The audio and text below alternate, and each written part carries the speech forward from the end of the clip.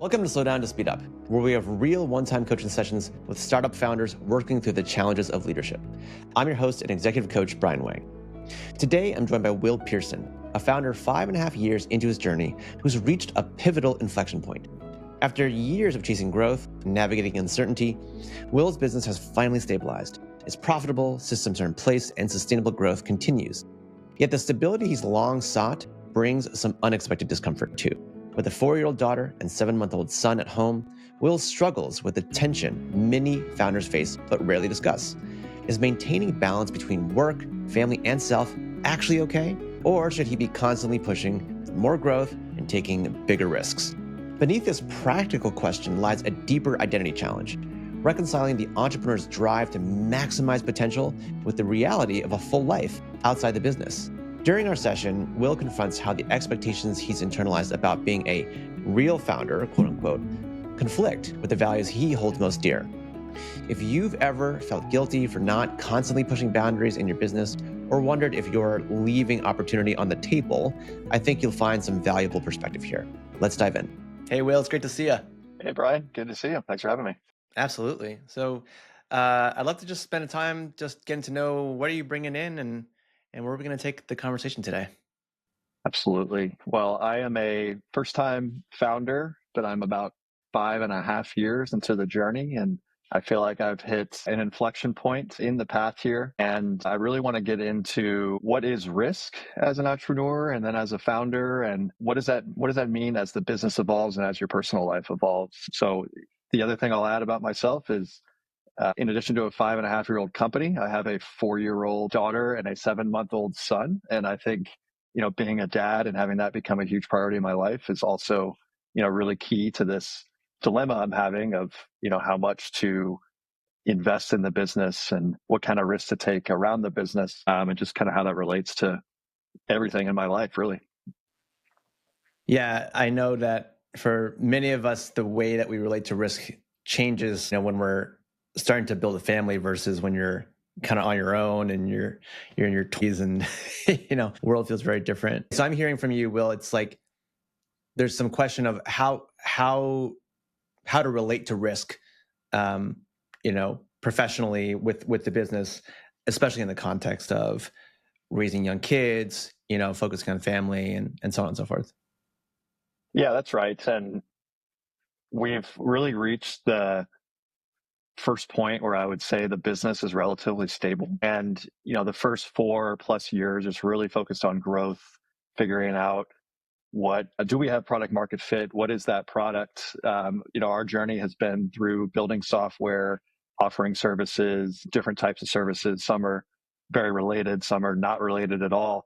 We've tried a bunch of different stuff and really in the interest of unlocking growth. And around the 4-year mark, we'd made a little bit of a shift because we felt like we had that focus down. We knew what we were good at. And it became more about profitability and building a scalable business and less about chasing growth numbers. And that has been pretty effective over the last year where we're still growing a little bit, but we are profitable and it feels like structures in place to kind of continue this business on for a long time. And that's also sort of a new feeling. I've been so much into this journey thinking about growth and just how big can this get. And now I'm a little bit torn of, do I continue to, invest or take big risks and big swings in the business to see how big it can get? Or do I pull back? And what does that mean for myself and my goals if things are a little stable and I allow it to be stable? I've never really thought about that stage, but I'm experiencing it right now. Okay, so I get the sense that being in this more stable era, let's call it, feels a little uncomfortable. Is that an accurate way of describing it?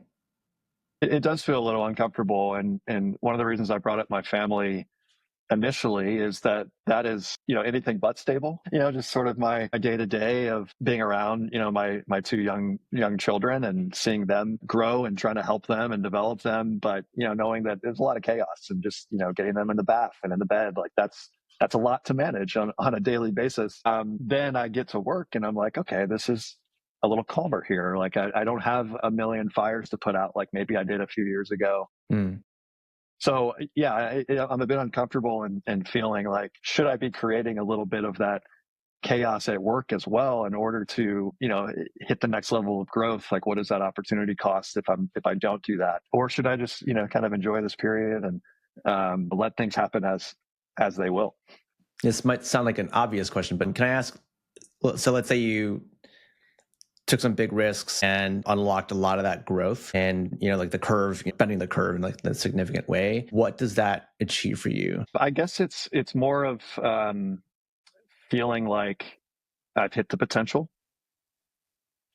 An obvious answer to that for me. I just feel like I don't want to leave opportunity on the table. And I think opportunity means a few different things. I mean, like the obvious one is financial reasons. Of course, if I 10x the business, do I 10x my net worth? Like, sure, that sounds great. But the other opportunities just around, as your business gets bigger, just more doors open, you meet more people, you experience more things. Like, I've really enjoyed that aspect of being a founder too, and the connections I've made over the last 5 years. So I don't want to miss out on those potential opportunities as well. Mm-hmm, mm-hmm.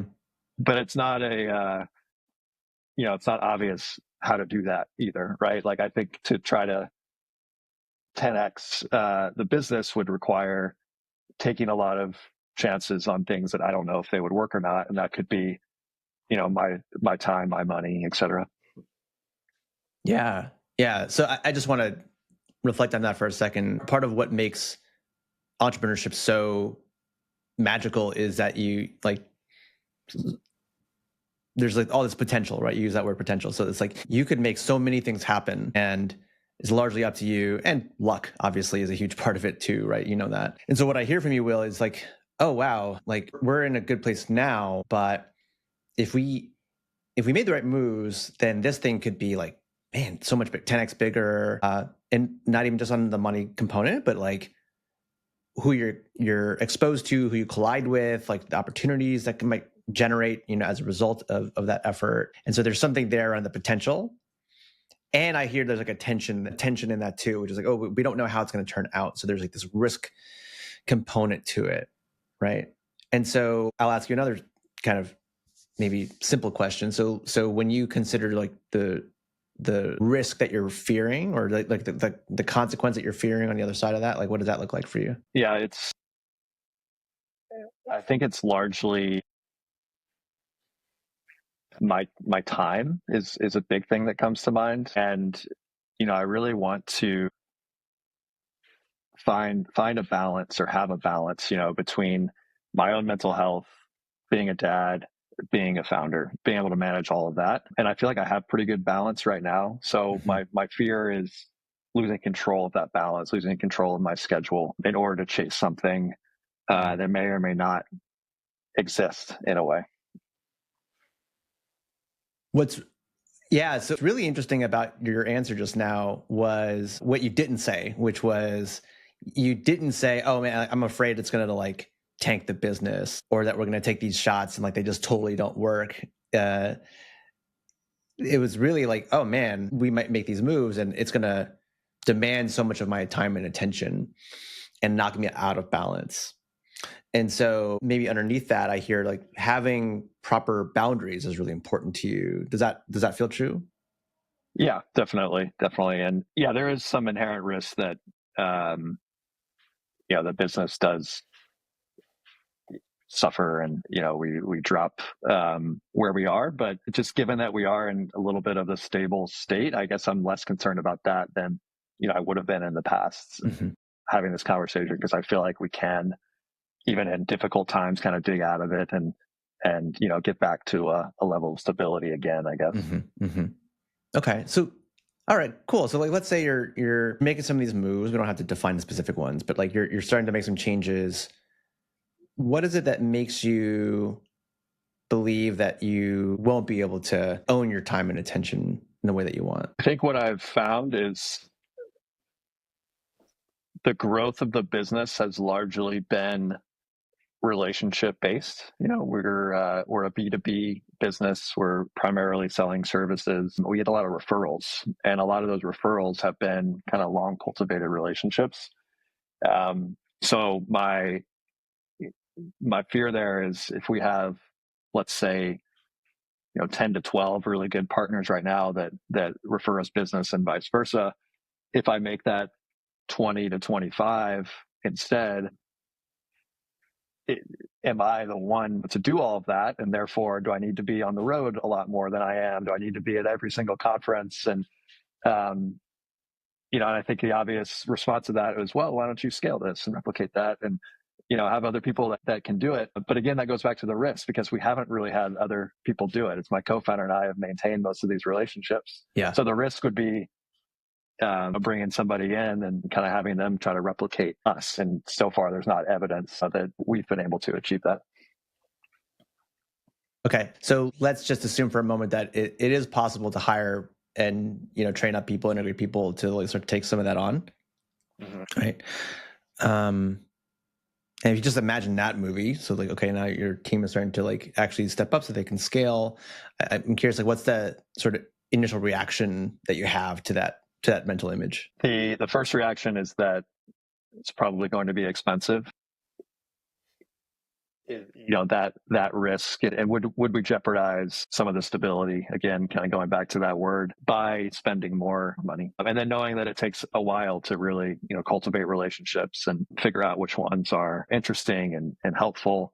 We could get that wrong, and it could take a while to get the payback on that investment. Yeah, totally. So like, it could cost a lot of money. Requires patience. You might not know if it's going to work out for some time, right? I hear a lot of that in there, right? And so what I'm struck by is like that there's, the way I see it, you could kind of remain where you are, and there's a familiarity with that. There's a comfort to that. And then there's also like the venturing into the unknown. You're not really sure how it's going to look and feel, where it's going to lead, right? And so yeah, I guess one has to consider like what would make it worth it to you, right? So like if you consider like the idea of like stepping beyond where you are now and into that unknown zone, like I'm curious for you personally, like what would make that choice really worth it for you, knowing that you're not sure how it's going to work out? Right. Yeah, I've never been one of those founders that starts a company with the intent to make it $1 billion unicorn company. Being a founder to me has been about creating flexibility and cultivating relationships and hopefully having financial freedom kind of as a result of that. And I think the output of what kind of success looks like in growing, and you'll have to forgive me, that was the question, right? Keep going. Okay. All right. Success, the output here is, it's I guess it's really just hitting the opportunity that exists out there, maximizing the potential, of the company. Would you know if you did? Yeah, maybe you never do. And that's the struggle here. I guess if maybe I'm kind of thinking right now that we're approaching the potential of the company, and that's why it's sort of like, okay, are we stable now because we've got the operations figured out, and this kind of steady course is going to kind of lead us there, and going for much higher will maybe just lead us to the same place. So I don't know if I'll ever know how high things can really get, but it feels like the basics are in place now, and that's again kind of a new uncomfortable feeling for me, where I've been used to taking what I would consider bigger risks and chances to get higher. I'm going to ask you to reach back into memory just for a moment because I'm curious. Like when you look at how you got to where you are now, what was like a key decision or choice that you made, in recent memory that got you here?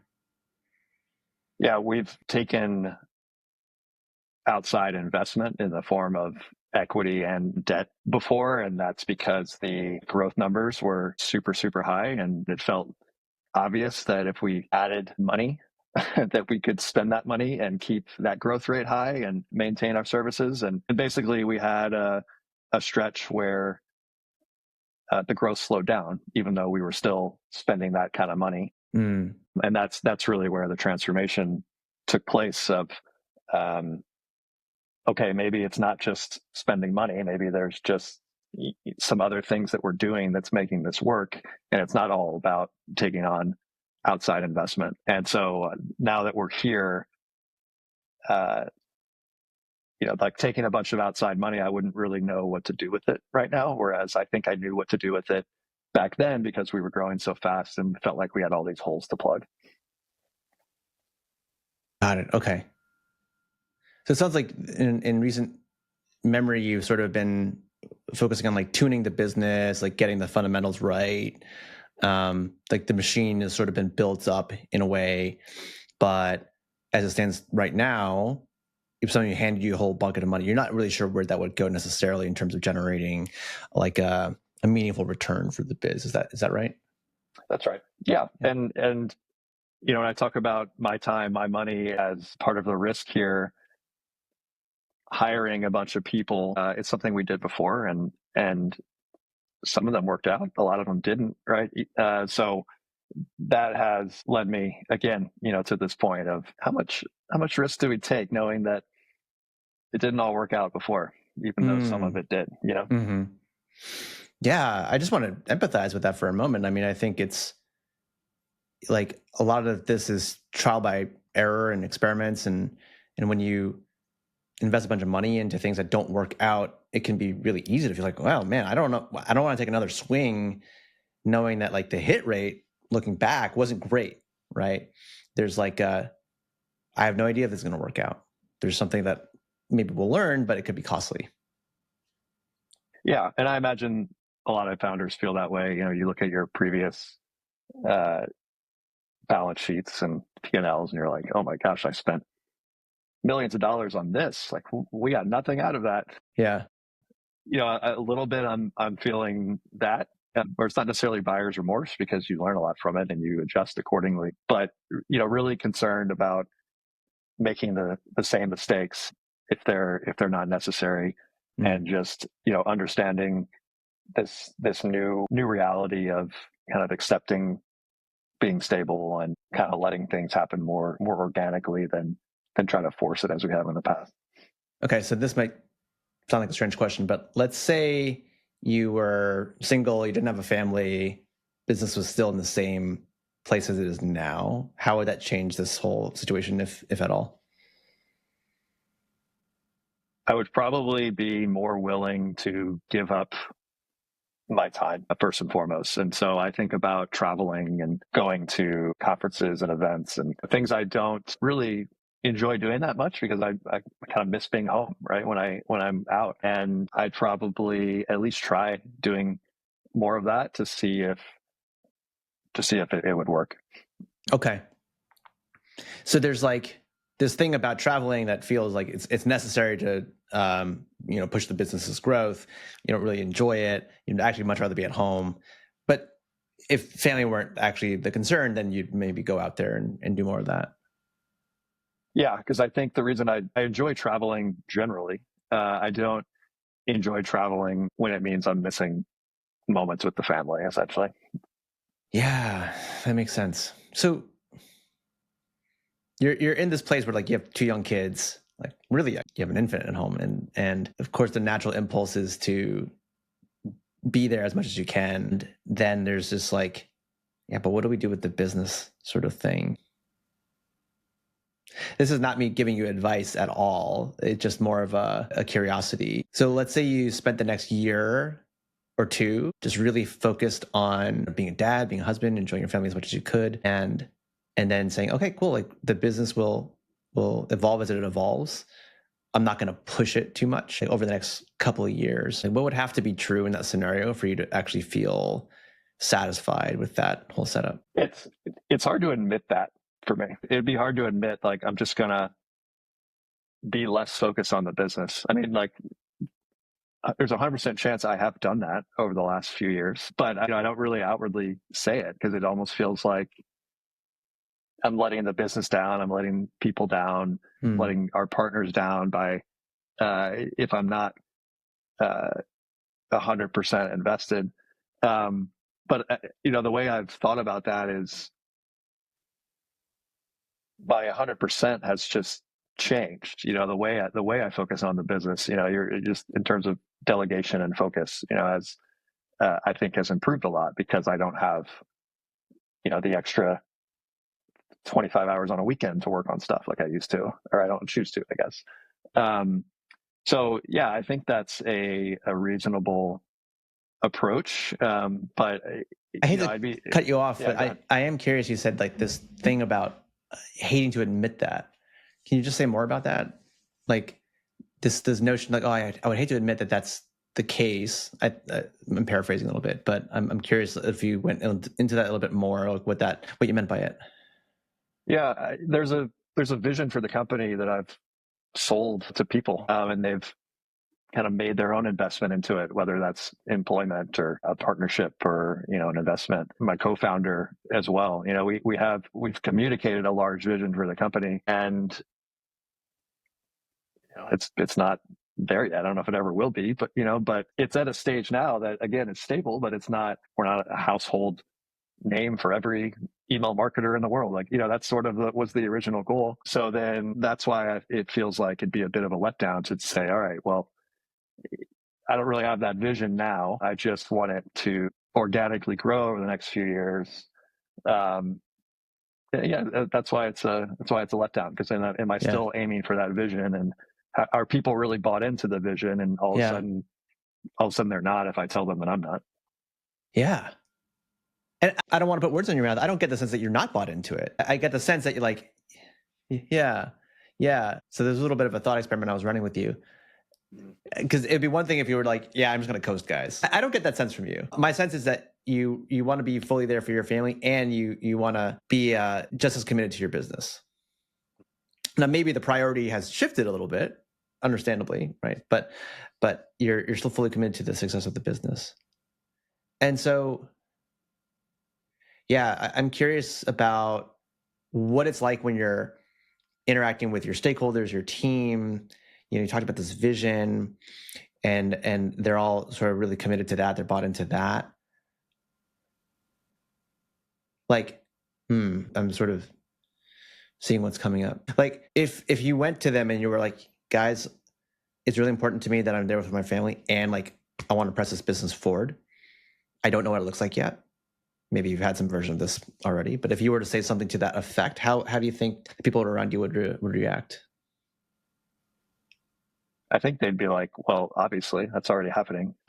With the way you put that, I took time off when my son was born. If my kids is homesick, like I always, I tell the team, because I make sure, take care of my kid. My wife works as well, like, and she's, uh, it takes on, even more with the kids, but we do it together. We try to make everything, equal. Um, and so, yeah, I think if I just came out and said it, they'd say, we know you're doing that. But again, it's just sort of like this admission, that I'm not all in on the business, even though my actions probably show that I'm all in, but I'm also all in on myself and my family, as well. I don't want to lose sight of like the me aspect of this too. It's not just family and business. Like I do kind of take my own health, physical and mental, really seriously too, as part of this equation. And I've done a good job with that, I think. So I wanted to mention that as well. But yeah, I mean, it's how I act. So they probably already see this to a certain extent. Yes. How much of this, you mentioned like the dilemma in the beginning of this, how much of the dilemma is like guilt that you're not like 1,000% on the business because you actually care about yourself and your family too? Mm-hmm. Yeah, I guess I don't know if I need to be 1,000%. I know It was I an just threw that exaggeration. out there, but yeah, yeah, I think it's part of it. I think there's things that I'm maybe not, I'm not doing that I probably could be, and I think that's what you mean by that.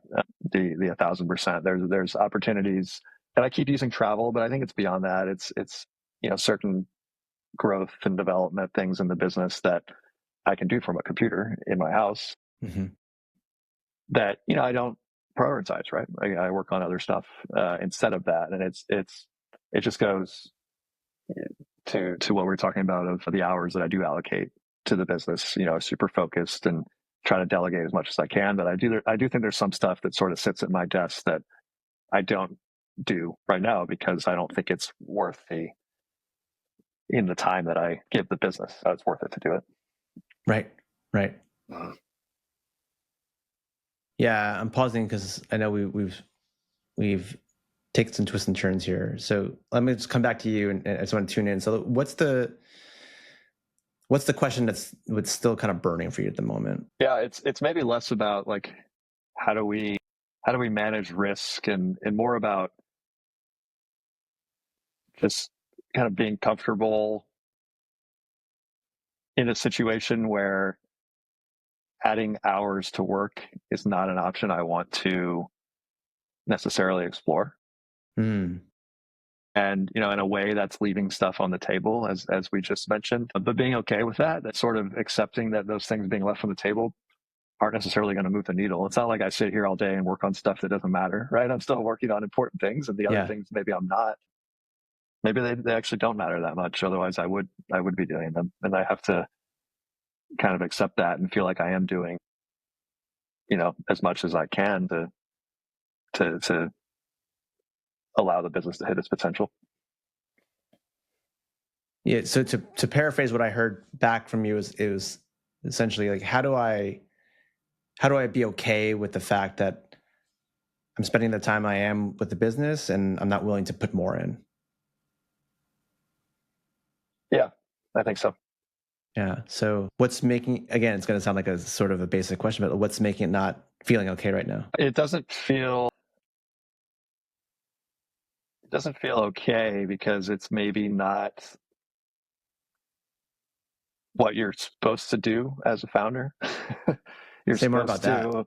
Yeah, I think you're supposed to be really focused on growth, and you want to get everything to be a lot bigger than it is,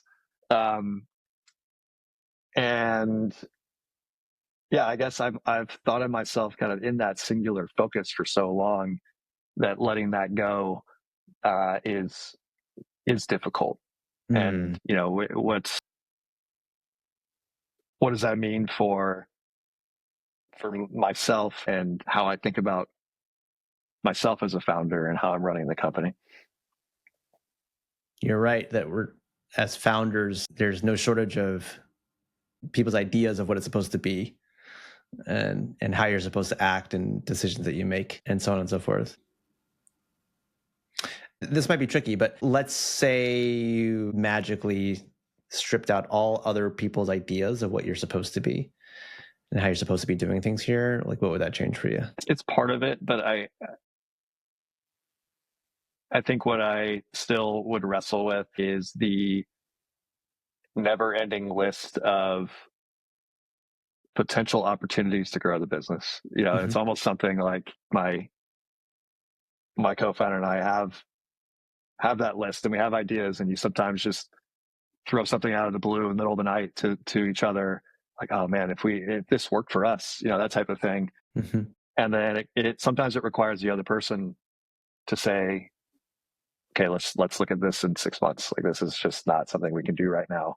But sometimes you get really excited about it and you want to do something, and then you realize it's going to completely take up all of my time, or it requires a new software or a new person to do it. And that's when I get a little hesitant to make that investment from there. So yeah, I know I keep going back to this theme, but there's almost an opportunity cost sometimes I feel when I'm not pursuing all these extra ideas for the business, and that sort of drives me nuts to just let all that sit there and not necessarily get attacked, 100%. I just want to stay with that for a moment. Yeah, I think my sense of you is that you have no shortage of ideas, especially if you're riffing on them with your co-founder. I don't know them, but you'll have this like infinite well of different ideas and plans and things that you could tackle, and yet you have this kind of limited amount of time, this finite amount of time in 24 hours in a day, right? You got to take care of yourself, your family, and so what I hear from you, Will, is like, oh, like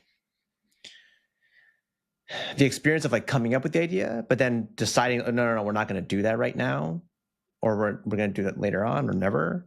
That's like painful.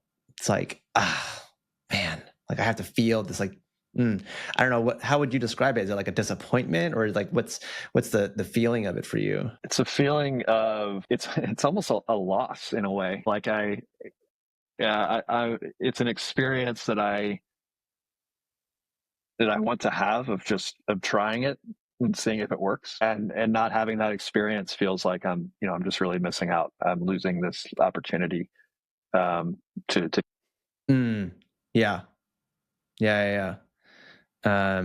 Reminds me of, I think if you look at the etymology of the word decide, I believe it something to the effect of killing all the other options. You choose one course of action, but like all the other different paths you could have taken, you've decided to kill them essentially. And there's a loss to that. There's like a grief to that, right? All the lives you could have lived, right? Which is part of what makes decisions difficult at times. And that's what I hear in you in what you're describing. The other thing I think I'm hearing though is that there's like some sense of like going after one of those ideas feels really big, like in terms of resources or like having to change course on something. Does that feel true? Like when you're describing this experience, it's this is kind of like a big thing for us to invest in. Yeah, absolutely. And that is probably a result of really tightening things up lately. So, when you're having massive growth and you've got money coming in easily from investors or banks or whatever, it felt easier to try things. Mm. And now, yeah, I think we're really focused and, really tight on budgets, which is probably a good thing, right? But at the same time, there is a little bit of that experimentation and risk that, has been pulled back. I This is a little like tactical, but I wonder like what does it look like for you to make those experiments smaller, right? In terms of it, sort of just for the sake of like exploration, and when you and your co-founder are riffing and that sort of thing. Yeah, I think we can. I think it's like you can't have a podcast if you don't talk about AI, right? But obviously, now versus a few years ago, it's a little easier to get started on things with those tools that are out there. So yeah, I think it's doable. You talked about the word decide and decision making as well, and there's also just a little bit of fatigue on my side of decision making and kind of setting course at times, and if I don't do it, it doesn't get done, that sort of thing as well. And yeah, if we go after some new things, what gets sacrificed as a result of it, I often think in those terms as well. Yeah, that makes a lot of sense. What's the saying? It's like there are no solutions or perfect solutions. Something to the effect of there's no solutions, just trade-offs. Mm. So any path that you're taking, you're going to have to consider the trade-offs. Yeah. So given where you are, you talked about the constraints, like there's like budget constraints, there's time constraints, there's attention constraints. We've explored a bit about just like the challenge of coming up with really good ideas, but like not necessarily moving on them. I wonder if we could sort of like, given all that, like maybe take a step back and I'm taking a moment to sort of sense what the question is. Like, what does it look like for you to just enjoy all this? You've got a lot of things going on. I'm curious, like you're constructing your days, your weeks or months. Like, what does this all look like for you when you're enjoying it all? I am enjoying it all right now. And maybe there's a little bit of guilt around that too. I mean, like having this it feels like I have good balance right now, as I said, between me, family, and in a way, there's not this massive problem to solve or, thing to aim for. What's been challenging to understand is where we are now is not where the vision was, but it is somewhere that's nice and stable and all that with the family. So yeah, I think my day to day is quite enjoyable. And I'm working generally on the things I want to work on. And we're here today because there could be other stuff to work on, but I don't really want to sacrifice the other things to do them. Yeah. What would change if you just gave yourself permission to enjoy where you are right now? Yeah, just letting go a little bit of the new ideas. Just looking at what's working and really focusing on that, and not trying to innovate and do a lot of new things in the business. Just look at the work we've put in over the last years and accept that that's what's going to get us to the next phase. It's not going to be some new, innovative, wild idea. It's going to require working all weekend. So, yeah, I think that's definitely possible. Saying no more instead of maybe later. Yeah. If you did more of that, how would it feel? I'd still be probably a little bugged at times of missing out on things, but I think I have taken that approach fairly, in recent times, as in, let's say, 6 months or so. Once we kind of really started focusing and became more financially stable as a company, I did enjoy that period and that kind of different mindset. So maybe it's a little bit coming out of that is not even coming out of it, but maybe it's having enjoyed that for a while, that all of a sudden I'm thinking, well, let's do something else. Let's do more. This has been nice.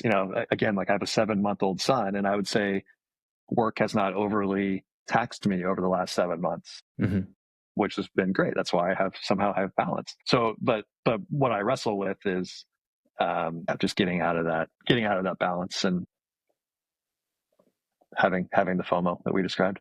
Yeah, I get that. I'm just going to share this because it came up for me. Part of our conversation made me think about sports and athletics. And so, when you consider how athletes train, there's going to be periods of intense training and sprinting, and there's going to be an overreaching. And then there also has to be this rest and recovery, and then that's where the adaptation takes place. And then so the capacity sort of builds over time. It occurs to me, and I could just totally be projecting a bunch of stuff here, but it occurs to me that you've spent the last 5 years like pushing and grinding and like going really hard. And now you've found yourself in this place where it's like, oh, we're sort of resting and this feels weird and we shouldn't be doing it. And it makes me wonder how much of the most recent period and the current period is also the collective system sort of building more capacity so that it can go into the next sprint later on. You just don't know when it's going to be. I think that's very well said. You probably didn't know this, but I was a Division I college athlete. So I did not know that. This. Yeah, so I definitely understand, and I think that's part of my process here. As you said, is the intensity and the rest and recovery. And yeah, I hadn't thought of it in that kind of direct way that you have. That maybe I am just getting out of the rest and recovery phase, which coincided with the birth of a child, but also it was a time in the company when we had really focused and narrowed, what we were doing. So the timing just might be aligned, but it's actually, as much about the business as my personal timing. Yeah, and it could be that time where operationally things have become sound and we could have the capacity to break through. So maybe that's the hunger that I have right now, that I don't know if it's the right thing to explore, as we've discussed here the whole time. Yeah, I don't know the details about the hunger, but it's interesting that you said, I don't know if it's the right thing to explore. I'm personally wondering what it would look like if you allowed yourself to follow the hunger for a bit and just see where it would take you. Mm-hmm.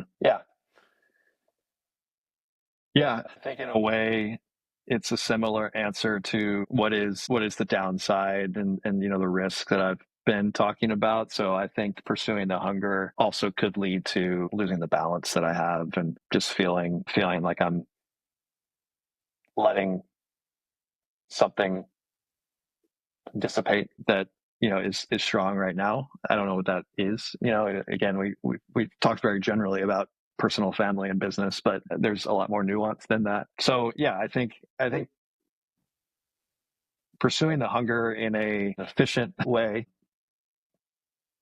that's I think that's where it's going. Not necessarily like a crazy aggressive way, but how do we do it smartly? And it still leads to potentially giving up opportunities that could exist in different with a different level of aggression. But there's probably still some ways to have that outlet, pursue the hunger. Yeah. I guess not pursue hunger, but to follow it. Yeah, to listen to it. Yeah. We've kind of touched on this a little bit already, but a few times now, Will, you've said something to the effect of not wanting to let that then take over your time. Mm-hmm. The question that comes up for me there is what makes you not trust yourself in being able to say yes or no to what's really right for you, depending on how you're exploring things? Yeah, I think it's less about sacrificing other things. I don't think I'll let myself do that. I think I would probably maintain the balance. So what probably gets sacrificed is the pursuit of the ideas in a way. So if I'm all in on a brand new idea and spending all my time there, eventually the other stuff's just going to creep up, and I'm going to have to start addressing everything else that's going on. And then maybe the idea gets deprioritized again. Maybe what the end result would be if I really went astray from my normal day to day and went after these ideas, I think I'd probably just sort of end up back where I am now, unless there was this incredible result, and then maybe you shift gears and everything, things change. But who knows, right? I don't know that that'd be the likely outcome. Yeah. So is it the idea then is you would explore, you're looking at the different potential, and then you reach a point where you're I got to go back to all the other stuff that's asking for my attention. Those are my top priority. And so it's well, there's no reason to explore this now because I can't push it further. I got to go back to my other commitments. That's the concern. Yeah. Yeah. How much have you allowed yourself to even try that? I have a little bit. I mean, there's some tactical things we don't, have to get specifically into, but we have taken a few risks over the last 3 to 6 months in the business that have led to a shift, of some sort. It's happening, but it's very calculated. And again, I think that's fine. But that is what I'm wrestling with. It's just this level of risk and how that fluctuates all the time, right? Depending on everything going on around you. Yeah, it's a lot to keep in your head, especially in a quickly and changing environment. Yeah. So, sorry, you're about to say something. Well, I was going to say, I mean, I said I wouldn't get tactically into it, but just to maybe it'll help understand. We hired a consultant for the first time in the company's history recently. Some people love consultants. I haven't hired one before, and we hired one and uncovered some things and sort of shifted the path. And so that was a positive outcome from it. But it wasn't somebody that we knew personally and had worked with before in other capacities. And so it felt like a calculated risk to pay somebody a lot of money just to look at what's going on. So that was the example that really came to mind of, okay, we actually are going to shift some things we're doing because we pursued something we hadn't done before. Yeah, if we had more time, there's a thread in there I'd really want to pull around the topic of change, how do we allow a system to change and what conditions are required for us to allow that. But that's maybe a time for a different conversation. And so just as we start to wrap, then let me just ask then, Will, I'm curious what things you're taking away from the exploration today. I'm curious if there's anything you want to underscore there. Yeah. I have a lot to take away for sure. It's very interesting, but yeah, I guess the way different constraints kind of impact how I think about the path to take and just acknowledging what those constraints are and sort of kind of working within them in a way and that being okay. I think it's just it would be a different way of thinking for me, as opposed to thinking so big that there's so much to pursue as well. Yeah. Oh, can I put the question back to you too? Some takeaways from your end? I'll offer maybe what I notice. I think what I notice in speaking to you is there's like this like kid in a candy store sort of thing. You're like, I can see it. You're like, oh, you're like so excited about all the different things that are possible. And like a kid in a candy store, you can't have all of it, right? You'll just get sick. And so, yeah, what I'm just sort of feeling into what's coming up. It's like, especially in a world where it seems like it's just noisier over time. There's sort of this maybe sense of maybe an illusion of infinite choice over time. It occurs to me that makes it all the more important to connect with what really matters. And you strike me as someone who actually has no trouble doing that. Like, you strike me as someone who can really ground himself in what matters to him and what he values. And I would really just emphasize that. So what I would share with you, Will, like find ways to continually connect and stay connected to those things that really, really matter to you and what you want your life to be about. Sounds like family is a huge part of that, of course, but also many parts of your business. I trust that like you will discover an infinite number of possibilities, over time with the business. So there'll be no shortage of that. And so I think as long as you're staying grounded in what you really care about, and like you trust yourself to sort of explore like that, that kid in the candy shop thing is not a bad thing. I think it's great. I think allow yourself to express that as well, and trust that however you navigate is going to be right for you. Yep. I appreciate that. I think it's well said. There's a lot to think about and a lot to work through, as a founder. There's never an end to your day, right? There's always, a lot of things you leave on the table to do that day, and that's okay, right? And there's certain things to that pull you in different directions, and kind of being, again, okay with that. But yeah, I think you're right. I think I have strong values. I'm able to stick to those generally. Hopefully the business is a reflection of that in a way. And yeah, I think it's just part of the process here. I'm grateful to be at this stage where I can say, okay, we've got a pretty sustainable company, at least for 1 year we've done it. And there's a path to do it for many years. And I'm just figuring out how to be satisfied in that path, and, uncover some different stones to keep it interesting and continually grow, and whatever growth level is, and being okay with that, I think is what I'm thinking through. Yeah. Awesome. Well, I hope you continue to enjoy it, and just continue to enjoy being a dad. It's pretty clear to me that you love doing that. Absolutely. Yeah. Thanks, Brian. Awesome. I appreciate the conversation. Thank you, Will. It was a pleasure.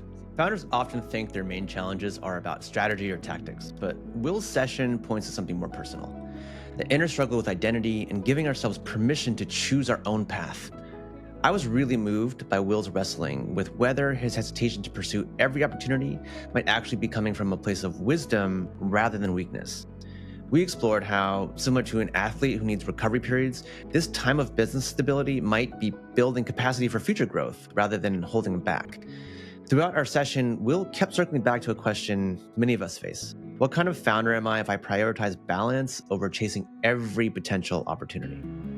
As we talked, he seemed to find more comfort with the idea that defining success on his own terms isn't letting anyone down, it's honoring what matters most to him. If you have ever found yourself caught between pushing for growth and maintaining life balance, you might ask, where am I measuring myself against someone else's yardstick? What might change if I trusted that my current phase is exactly what my business and life need right now? I'm Brian Wang. Thanks for listening, and I'll see you at the next episode of Slow Down to Speed Up.